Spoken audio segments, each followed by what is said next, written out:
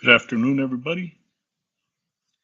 Today I'm going to be reading from a short story fiction, short story that I wrote called Any Other Day. And I will be reading from the perspective of Jack, who is the main character, and this is going to be a first person point of view. So here we go. I've always hated this stretch of highway. There's never any cell phone service between Las Cruces and Alamogordo. Maybe I'll listen to the local radio stations, if there are any. As I'm going through the FM stations, an emergency broadcast system message is starting on one of the stations that I just passed. I go back to it in a hurry because the last part that I heard was, "This is not a test." As I press a button to go back to the previous station, I hear this.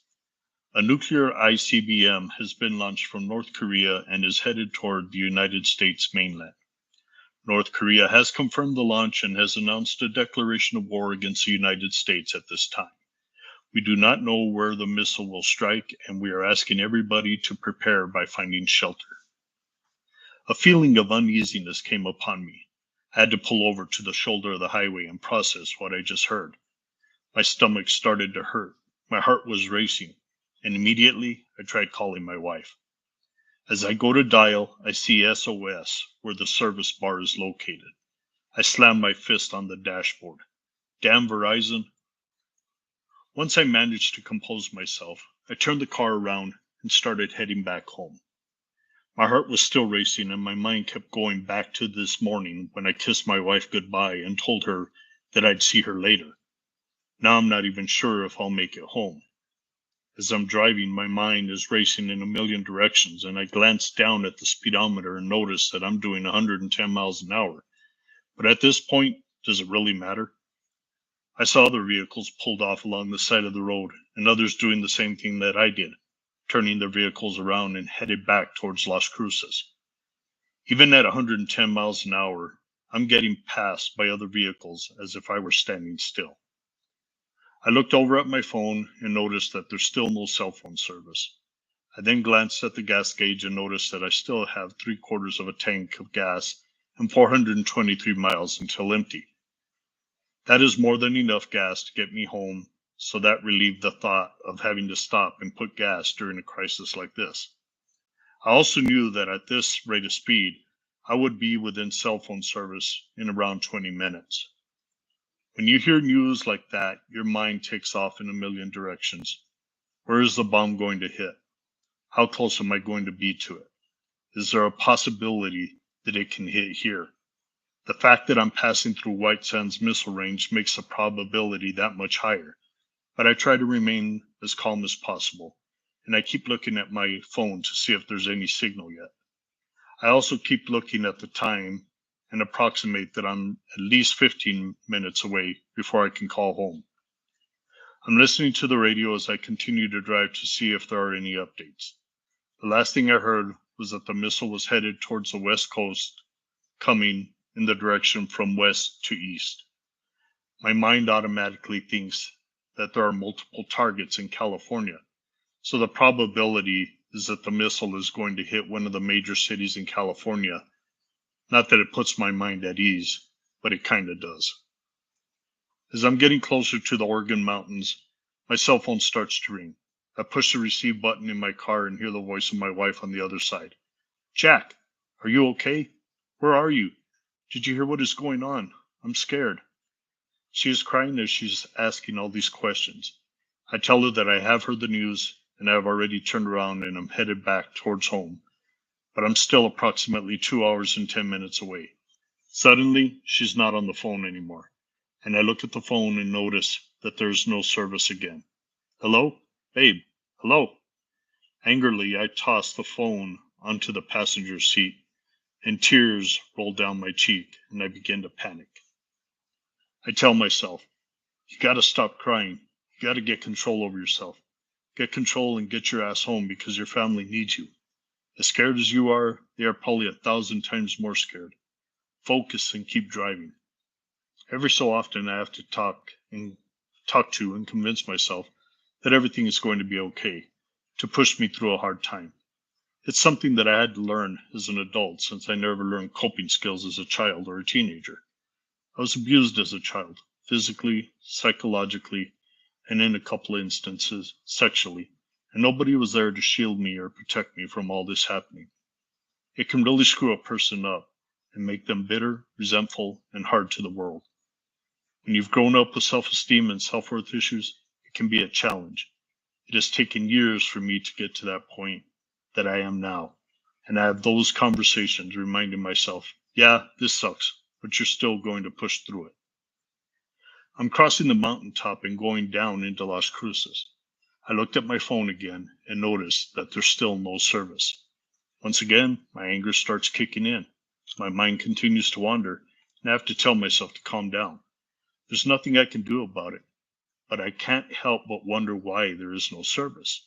There's always service by this point at any other time that I've driven this stretch of road. Did North Korea launch another missile disabling any means of communication? It doesn't matter. I tell myself to keep driving down the highway and remain focused on the goal of getting home. Momentarily, I glance around to see what's going on and observe how everybody else is reacting to what is happening. For those that are on the highway, such as myself, they are thinking the same thing that I am and are doing the same thing, trying to make it back home to their families. At this point, nobody's abiding by the speed limit. That got tossed out the window as soon as the emergency broadcast system announcement came on. My heart and mind are still racing, but I remain focused on my goal: get home. As I make it into Las Cruces, a news flash comes out on the radio. This is the emergency broadcast system with a special announcement. The missile that was launched by North Korea has detonated in the greater Phoenix area. We are not aware of how many casualties and injuries there are, but we will provide you with updates as they are available. If you are traveling to or near the surrounding Phoenix area, it is advised that you seek alternative routes and drive away from Phoenix and the surrounding areas. As I hear this message, there's a lump in my throat and a nauseous feeling in my stomach. There's also a part of me breathing a sigh of relief that it was nowhere close to me or my family. This does not deter me from my objective, nor does it make me or anybody else for that matter slow down and start abiding by the speed limit. People are running red lights, stop signs, and law enforcement is doing their best to maintain control of the traffic situation. As I'm reaching the outskirts of Las Cruces, headed towards Deming, New Mexico, I can't help but think of all the people in Phoenix and what they thought as they looked into the sky and saw that missile coming down, knowing that in seconds they would all be dead. I'm nearing the Border Patrol checkpoint 10 miles outside of Las Cruces when another news flash comes out. This is the emergency broadcast system with another alert. North Korea has launched 5 additional missiles. Iran and Russia have launched 6 missiles each and have also declared war against the United States and any of its allies. Upon hearing this news, I started sweating, shaking with fear, and became nauseous again. Immediately, I start to lose focus on what I'm doing. I look down and notice that I've slowed down to 50 miles an hour, and I just can't comprehend what the hell is happening. As I got approximately a mile away from the Border Patrol checkpoint, I noticed that vehicles were being turned around and forced to head back towards Las Cruces. I asked myself if they knew something that I didn't know. I get up to the station, and the Border Patrol agent manning the station along with others tells me, "There's no through traffic allowed. You're going to have to drive up here a little and turn around and go back to Las Cruces." Furiously, I protest. "I have to get home to my family in Silver City." Border Patrol agent repeats what he said and tells me that it's an order that I must comply with. At this point, that I figure that I have nothing to lose. I don't know what the hell's going on. I don't know if I'm going to be alive to make it home. I don't know if my family will be alive if I make it home. I look at the agent and floor the gas pedal. I go straight through the barricade, doing my best to avoid hitting any agents. I look in my rearview mirror, expecting to see multiple patrol vehicles coming after me, guns ablazing. But what I see is every other vehicle that was behind me doing the exact same thing that I did. Who do these people think they are to tell us that we can't go home, that we can't be with our families? I look down at my speedometer and notice that I'm doing 120 miles an hour, but I still have half a tank of gas, which is plenty enough fuel to make it home. But my heart is racing and pounding. As stupid as it may sound, it's more so because what I just did and not because of what's happening. I can't believe that I'm more paranoid at the fact that I just ran through a checkpoint instead of being worried about multiple nuclear missiles incoming. That is approximately half of my story, and I hope you enjoyed it. The conclusion of the story ends with Jack making it to Silver City after hitting a couple other barriers along his way. And the current closing that I have on it is at the end of the story, he hears these massive alarms going off, and they're so loud that it pierces his, makes him clench his eyes, and his ears are just like he's covering his ears. And when he opens his eyes, he looks and he sees that the clock says 6 a.m. and it's time for him to get up. So it was a dream. I am probably going to revise this story and make it to where it is not a dream. So I hope you all enjoyed what you heard. And if you liked it, please let me know in the comments. If there was something you didn't like, please let me know in the comments as well. Thanks. Have a great day.